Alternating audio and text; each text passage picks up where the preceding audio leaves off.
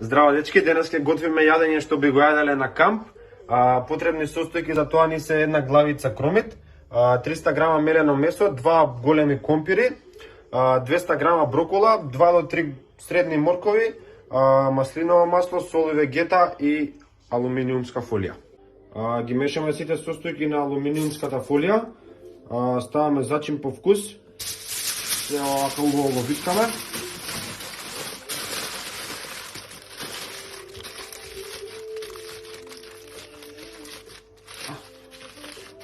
Ако сме на логор можеме да го ставиме во оган. Јас сега ќе го ставам ова во ревна, пошто сме дома. Го печеме околу 40 минути до час на температура од 250 степени. После час и половина јадењето е спремно. Потребни состојки за десертот ни се маршмелоус, чокостови флипс и бони топ.